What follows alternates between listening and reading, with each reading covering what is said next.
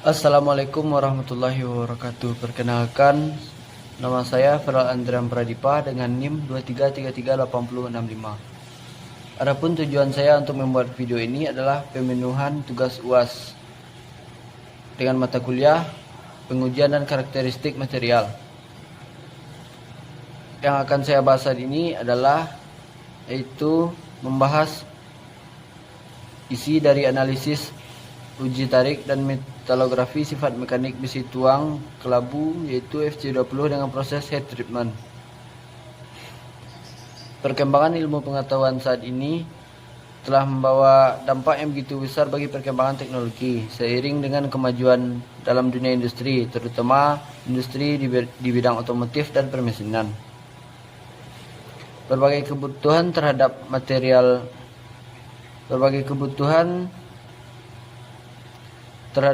yang beraneka ragam telah memaksa manusia untuk berinovasi, baik dari pemilihan material sampai dengan pembaruan sifat-sifat material. Sehingga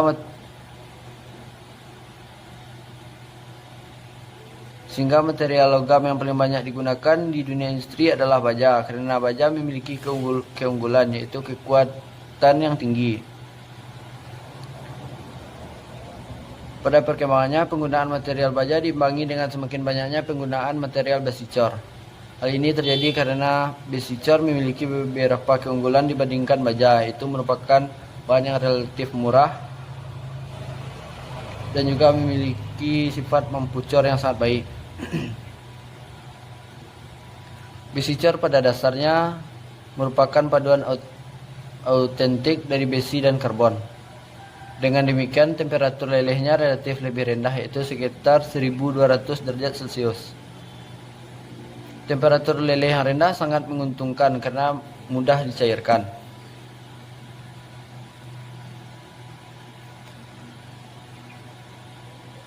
Sehingga pemakaian bahan bakar atau energi lebih hemat dan murah. Selain itu, dapur peleburannya dapat dibangun dengan lebih sederhana. Besi cor dapat diklasifikasikan menjadi beberapa jenis, di antaranya besi cor kelabu, besi cor nodular, besi cor mampu tempa, dan besi cor putih. Besi cor nodular adalah salah satu jenis besi cor yang mampu tempa yang bentuk grafiknya bulat. Kekuatan dan keuletannya menjadi lebih baik. Permasalahan yang dibahas pada artikel ini sesuai dengan judulnya, yaitu tentang besi cor kelabu atau grey cast iron FC20.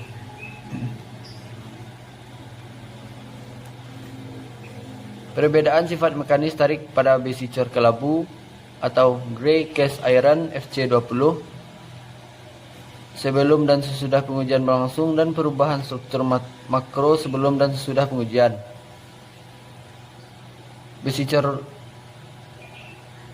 Besi cor kelabu inilah yang dibahas pada artikel ini.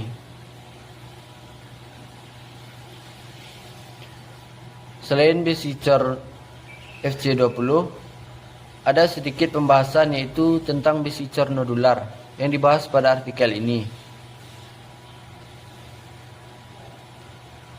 Penelitian besi cor nodular telah dilakukan. Beberapa di antaranya digunakan sebagai dasar untuk mendukung pelaksanaan penelitian ini. Wahyu Purworaharjo dan Eko Surojo pada tahun 2007 melakukan penelitian tentang pengaruh temperatur dan waktu austempering terhadap kekerasan ADI atau austempering ductile iron.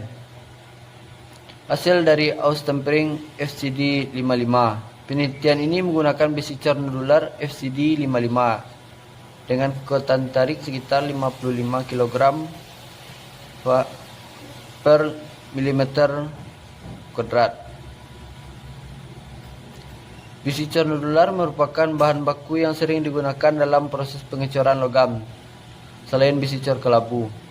Sifat mekanik FCD55 dapat ditingkatkan, yaitu meliputi kekuatan, ketangguhan, dan ketahanan ausnya dengan proses austempering. Dengan semakin baik sifat mekaniknya, maka material yang dihasilkan dari proses aus tempering tersebut dapat digunakan untuk membuat komponen-komponen mesin yang menerima beban berat.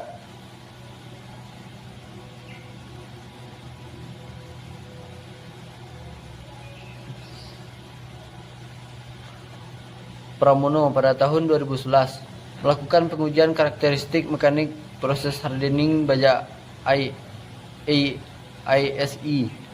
1045 media kencing untuk aplikasi sprocket rantai. Pada baja ISE 1045 ini dilakukan pengerasan atau yang bisa disebut hardening untuk memperoleh sifat tahan aus dan kekerasan yang tinggi. Dengan proses heat treatment atau pelakuan panas yang dilanjutkan dengan proses quenching. Kekerasan yang dicapai tergantung pada temperatur pemanasan. Kekerasan baja ISE 1045 yang dicapai pada proses pelakuan panas dilanjutkan dengan quenching agitasi dengan tebal sampel dan volume air yang divariasikan sehingga diperoleh kekerasan maksimum pada volume air 10 liter dengan nilai kekerasan rata-rata 59,62 HRC. Sedangkan untuk nilai kekerasan rata-rata pada volume air 15 liter yaitu 58,56 HRC. Untuk volume air 20 liter yaitu 57,62 HRC, dan untuk volume air 25 liter yaitu 58,37 HRC. Selanjutnya, pelakuan panas pada bicicor juga dibahas pada artikel ini. Berikut yang dibahas pada artikel ini. Heat treatment. Heat treatment sebagaimana yang telah kita tahu yaitu pelakuan panas kepada material ataupun logam untuk memperoleh sifat-sifat yang diinginkan dengan jalan memanaskan sampai temperatur tertentu untuk kemudian dilakukan pendinginan ataupun penambahan unsur tertentu sehingga diperoleh bentuk struktur mikro ataupun kekerasan atau sifat yang diinginkan.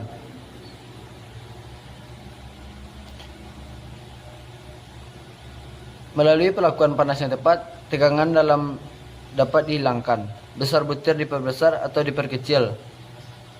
Ketangguhan ditingkatkan atau dapat dihasilkan suatu permukaan yang keras di sekelilingi inti yang ulet. Ada beberapa maksud dari diperlakukannya pelakuan panas. Yang pertama, yaitu meningkatkan kekerasan dan keuletan. Akan sedikit saya jelaskan. Pelakuan panas atau heat treatment ini akan dapat meningkatkan kekerasan atau keuletan suatu material, khususnya baja ataupun besi cor. Selanjutnya yang kedua itu menghilangkan tegangan dalam. Yang ketiga melunakkan baja atau besi. Yang keempat menormalkan keadaan logam. Yang keempat, menormalkan keadaan logam biasa dari akibat pengaruh-pengaruh pengerjaan dan pelakuan panas sebelumnya. Dan yang kelima, yaitu menghaluskan butir-butir kristal atau kombinasi dari maksud-maksud tersebut di atas.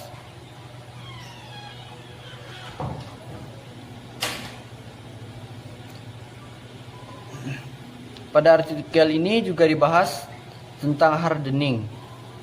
Maksud dari hardening adalah pelakuan panas terhadap baja atau besi dengan sasaran meningkatkan kekerasan alami dari baja ataupun besi. Pelakuan panas menuntut pemanasan benda kerja menuju suhu pengerasan di daerah atau di atas daerah kritis dan pendinginan berikutnya secara cepat dengan kecepatan pendinginan kritis. Akibat dari penyejukan dingin dari daerah suhu pengerasan ini dicapailah suatu keadaan paksa bagi struktur besi yang membentuk kekerasan.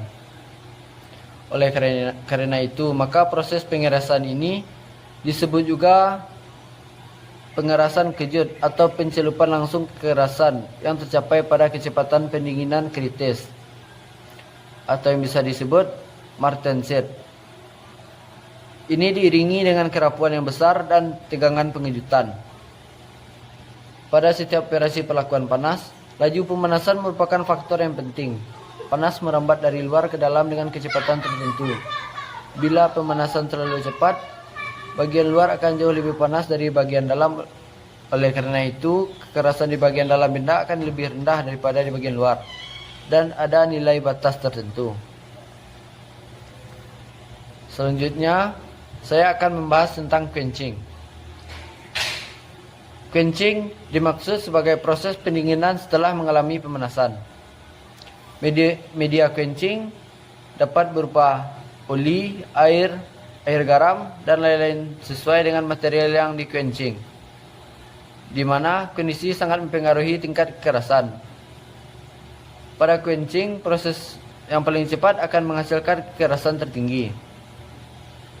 Maka, jika satu benda kerja di quench ke dalam medium quenching, lapisan cairan di sekeliling benda kerja akan segera terpanasi sehingga mencapai titik didihnya dan berubah menjadi uap.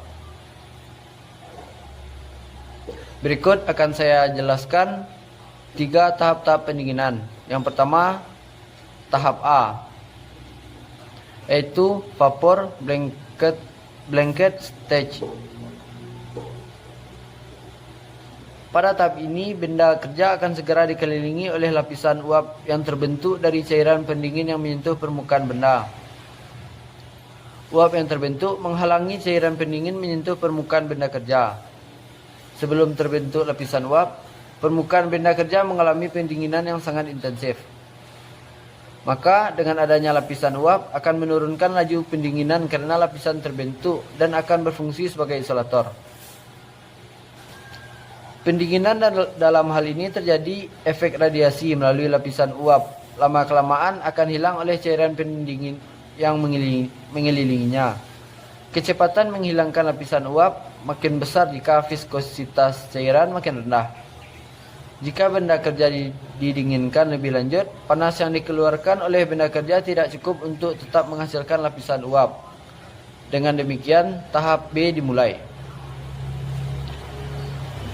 Selanjutnya tahap B, yaitu vapor blanket cooling stage. Pada tahap ini, cairan pendingin dapat menyentuh permukaan benda kerja sehingga terbentuk gelembung-gelembung udara dan menyingkirkan lapisan uap sehingga laju pendinginan menjadi bertambah besar.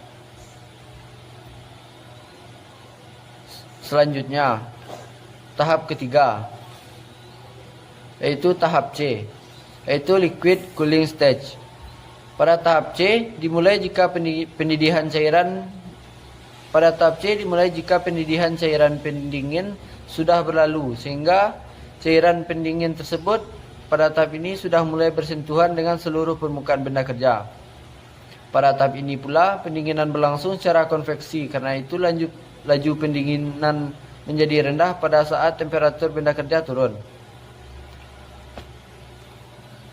Untuk mencapai struktur martensit yang keras dari baja karbon dan baja paduan, harus diciptakan kondisi sedemikian sehingga kecepatan pendinginan yang terjadi melampaui kecepatan pendinginan kritis dari benda kerja yang di-quench, sehingga transformasi ke perlit atau bainit dapat dicegah. Berikut ada beberapa media pendingin yang dijelaskan dalam artikel ini. Sebelum itu, saya akan menjelaskan apa itu media pendingin. Untuk proses quenching, kita melakukan pendinginan secara cepat dengan menggunakan media oli. Semakin cepat logam didinginkan, maka akan semakin keras sifat logam itu. Karbon yang dihasilkan dari pendinginan cepat lebih banyak daripada pendinginan lambat. Hal ini disebabkan karena atom karbon tidak sempat berdifusi keluar dan terjebak dalam struktur kristal dan membentuk struktur tetagonal yang ruang kosong antar atomnya kecil, sehingga kekerasannya meningkat. Untuk mendinginkan bahan dikenal berbagai macam bahan, di mana untuk memperoleh pendinginan yang merata, maka bahan pendinginan tersebut hampir semuanya disirkulasi. Contoh dari media pendingin cepat yang pertama itu air. Air ini memberi pendinginan yang sangat cepat untuk memperbesar daya pendinginan air. Maka kedalaman air tersebut untuk memperbesar daya pendinginan air, maka ke dalam air tersebut dilarutkan garam dapur dari 5 sampai 10%. Yang kedua, yaitu minyak atau oli. Minyak atau oli memberi pendinginan yang cepat, oleh karena itu untuk keperluan ini minyak harus memenuhi berbagai macam persyaratan.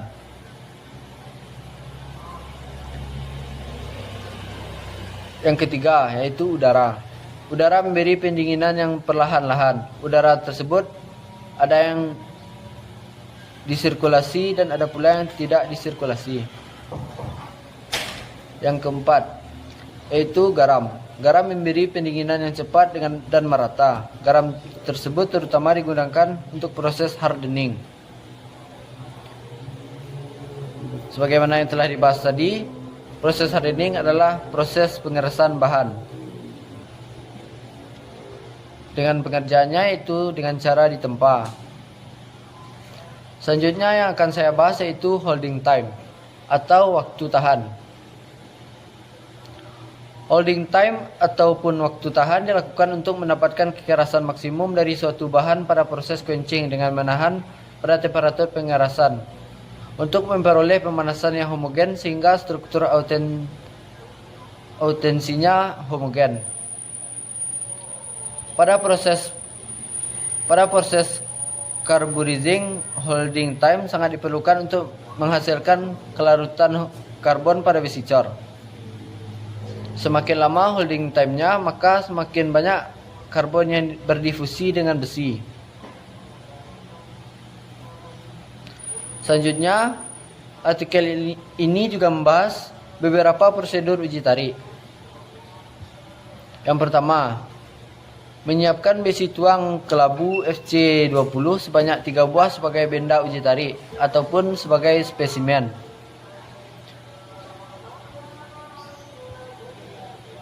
Besi tuang kelabu FC20 ini akan dijadikan sebagai material ataupun spesimen yang akan diuji pada pengujian metodologi ini.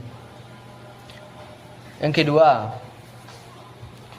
yaitu mengambil data awal setiap spesifikasi dari setiap besi cor sebelum mendapat perlakuan. Yang ketiga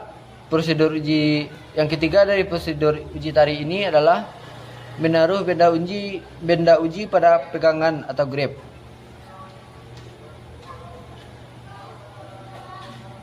Selanjutnya yang keempat, menyalakan mesin uji tarik. Selanjutnya yang kelima yaitu mengambil data akhir setelah mendapat perlakuan. Ada beberapa prosedur pengujian metalografi. Sebelum masuk ke beberapa prosedur tersebut, akan saya jelaskan sedikit tentang prosedur pengujian metalografi ini. Setelah semua spesimen dilakukan perlakuan panas dan tanpa perlakuan, maka selanjutnya dilakukan pengujian metalografi. Pengujian metalografi dilakukan terhadap patahan hasil uji tarik. Perlu diingat, sebelum melakukan pengujian metalografi, maka harus dilakukan uji tarik tersebut. Maka hasil dari uji tarik tersebut baru dilakukan pengujian metalografi. Selanjutnya pengujian ini akan menunjukkan pengaruh yang ditimbulkan oleh proses austempering terhadap struktur mikro spesimen tersebut, dan dengan hasil pengujian ini dapat diambil kesimpulan tentang perubahan sifat yang dialami material akibat proses heat treatment. Adapun beberapa urutan dalam melakukan pengujian metalografi ini adalah sebagai berikut. Berikut prosedur pengujian dari metalografi yang sudah saya bilang tadi akan saya jelaskan. Yang pertama yaitu menyiapkan besi cor FC20 sebanyak 3 buah sebagai benda uji metalografi. Yang kedua, proses pengamplasan pada permukaan benda bertujuan untuk menghaluskan permukaan benda dan meratakan bidang permukaan benda yang miring. proses pemolesan yang bertujuan untuk meningkatkan tingkat kehalusan yang maksimal pada permukaan benda uji. Dan yang keempat yaitu proses pengetesan dilakukan dengan menggunakan asam pikral yang bertujuan untuk menunjukkan adanya butiran-butiran kristal pada logam setelah pengambilan gambar.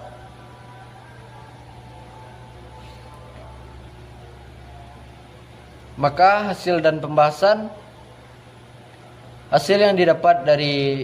yang dijelaskan pada artikel ini yaitu besi cor kelabu atau FC20 terhadap kekuatan tarik dengan variasi tanpa perlakuan, pendinginan air garam, pendinginan air es, dan pendinginan oli didapatkan hasil yang berbeda-beda, yaitu di mana pada besi cor FC20 tanpa perlakuan lebih cenderung mengalami penurunan kekuatan tarik, yaitu dengan jumlah harga rata-rata nilai kekuatan tarik tertinggi yaitu sebesar 23,14 kgf per milimeter kuadrat dan mengalami kenaikan regangan yaitu sebesar 10,23%. Sedangkan pendinginan air garam lebih cenderung mengalami kenaikan kekuatan tarik yang sangat tinggi, yaitu dengan jumlah harga rata-rata nilai kekuatan tarik tertinggi yaitu sebesar 30,23 dan mengalami kenaikan regangan yaitu sebesar 1,7%. Dan sedangkan pada variasi pendinginan air es memiliki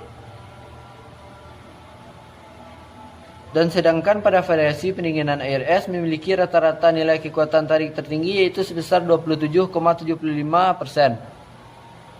dan mengalami kenaikan regangan yaitu sebesar 1,8%.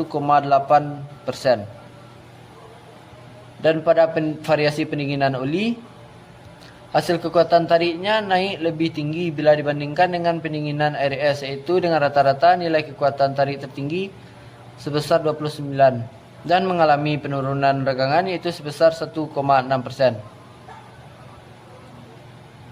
Sehingga pada pendinginan air garam, pendinginan air es, dan pendinginan oli, hal ini dikarenakan pada saat pencelupan benda uji pada media pendinginan air garam telah mengalami perubahan kekuatan tarik dan regangan yang sangat cepat sehingga dapat mempengaruhi udara yang masuk. Baik, sekian yang dapat saya jelaskan dari artikel ini. Terlebih dan terkurang ataupun ada salah-salah kata, saya mohon maaf. Assalamualaikum warahmatullahi wabarakatuh.